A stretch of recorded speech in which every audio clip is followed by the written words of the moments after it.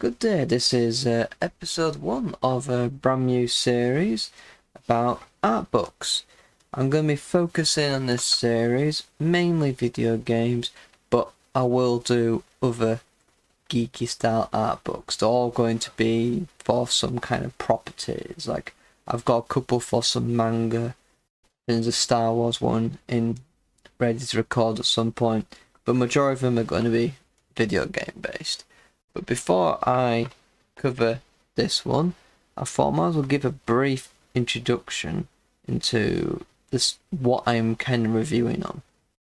I'm going to split the art books into 4 tiers. Tier 1 is a picture book. This is an art book where it's literally just pictures, nothing else in it, and specifically they'll most likely be the lowest and cheapest of art books in the sense of it's just screenshots and renders of the game. Sometimes you may get a little bit of concept art, but it's all going to be stuff that you can easily get for free or not much interesting. These are generally the picture book tier 1s are generally the freebies they put in special editions to make it look like they're giving you really good value for money when they're not. Tier 2s are concept books.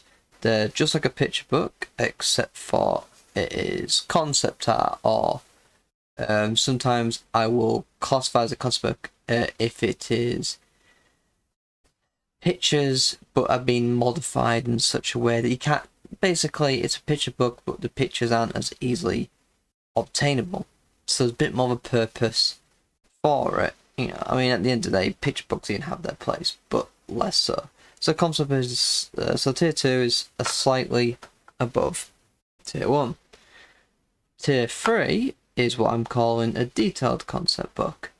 This is basically the predecessor concept book, but with small bits of dialogue. Dialogue's not the right choice, but a few sentences here and there saying, you know, this was this level we had planned out for the first half of the development cycle, but due to this reason we had to cut it.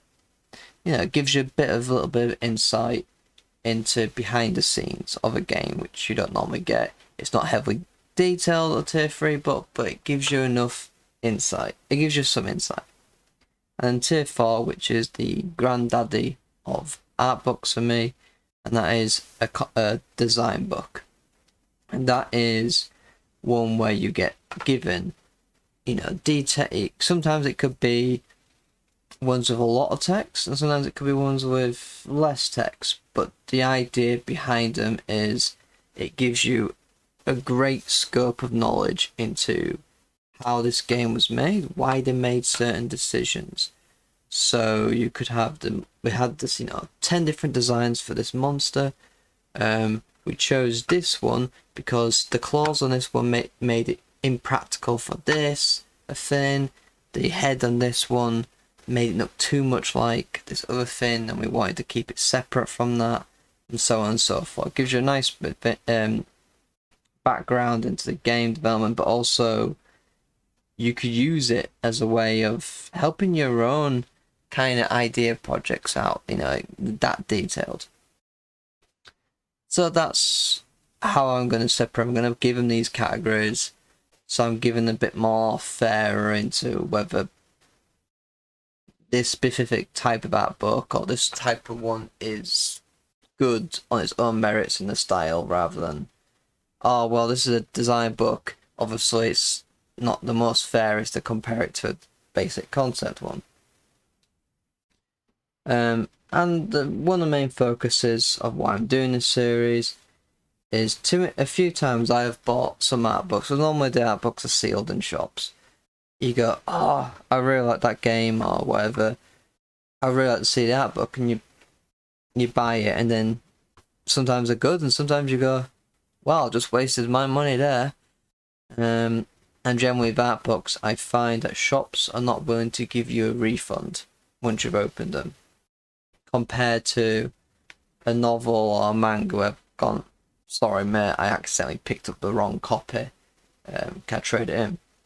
Normally because they're not sealed, I think that's probably why. So I thought this might be useful for some people, help you pick out the art books which are worth going on your bookshelf, and hopefully ones that you actually read multiple times, and not ones which just sits pretty on there and that's all it does for the last 10 years or whatever.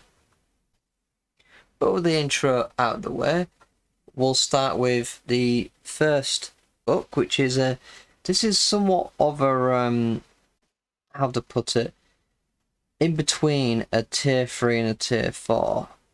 I'm debating whether I don't think it's good enough to class as a tier 4 detailed enough. The Assassin's Creed one, the very first one. So I'm going to put it as a high tier 3. So this came out back in 2007 for £15. If I bring that closer to the camera, you can see that £15 or $25 back when the conversion rate was actually fair, and we didn't just go, oh yeah, dollars equivalent to the exact same amount as pounds.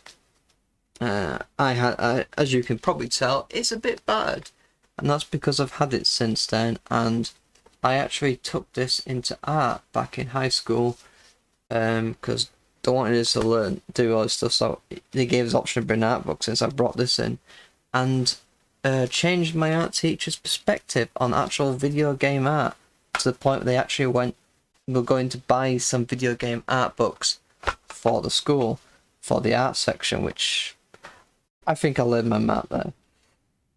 So we'll start off with, you get a lithograph in this one. Meh, big deal on that one. As you can tell by the contents, we actually do get quite a bit of design aspects. You have a bit of an intro here about the game. One thing I really like about this art book is getting to see the early sketches and how the character, how they planned how the character would move across this area. That's really nice. I don't think many art books that I've got actually do that. I've only done it for 1 or 2 panels. It'd be nice to see more about how they planned it out for different levels, maybe trying to avoid being repetitive. We do get a couple of early renders here, but mostly this book hasn't got renders. It's actually got all concept art and details. Now let's skip a bit ahead. You've got the character stuff. Nice little bits about why they chose certain poses to make it look like an eagle, an assassin. A couple of I think this book more focuses on how they made the game rather than the design aspect of it, of the story, why they made creative decisions, more about polygonic work here. I would have liked more of a breakdown of how the character forms, the different little aspects of it. You get a bit of detail with it and different little pattern choices that they just chose not scrapped. I wish it did give us a reason in here. This is why one of the reasons why I'm not making it 4 is they don't go into detail about why they got rid of the crossbow. I think no. So there's no detail about why they got rid of the crossbow, which was one of the main features of the original trailer. Be nice to get that. You do get some more breakdowns like the buckle belts and the symbols and stuff, all zooming in action. Always nice to see. Try to find some aspects. We do get a bit of NPC breakdown, but again, we're only getting little bits. We're not getting heavily detailed. So it's probably why I'm gonna stick to the high 3. What else have we got in here? I'll try to skip to some bit. I did pull out some pages. So I do like the fact of we do get different designs they had for things, but the historical work, more character stuff. But we do get some a few couple landscape shots of different areas and such. And some very good concept art in this, which I do like, and we do get loads of different. I do like it does tell you who these people are, because sometimes they'll have paragraphs by people in art books and they just won't tell you who it is. But you know, this is a producer, some of them was a 3D modeler, some are concept artists. So you know what angle and respective opinion you're getting for his fins. Like I say again, it's a very nice art book. You do get a lot of detail in this. It just could be slightly more.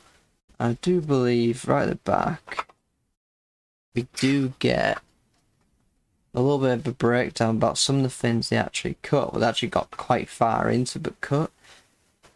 Makes you a bit sad because they just didn't do the stupid sci-fi section which people didn't like. We could have had some more interesting aspects of the game.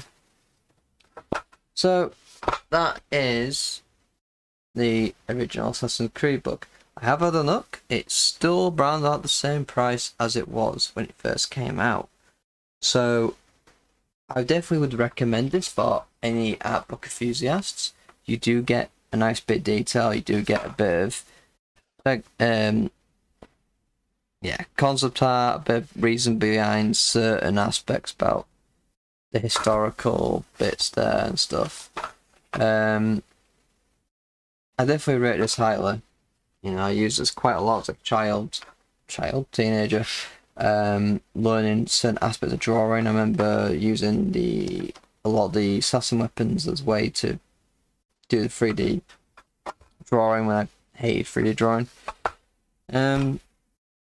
So I guess my final review there is I would recommend it for people interested in a tier 3 book, a detailed concept book. And for the value, for the price, you can't go wrong. You get 155 pages roughly. A lot better than what you have to pay these days. So, this will be the end of this one. So until next time, goodbye.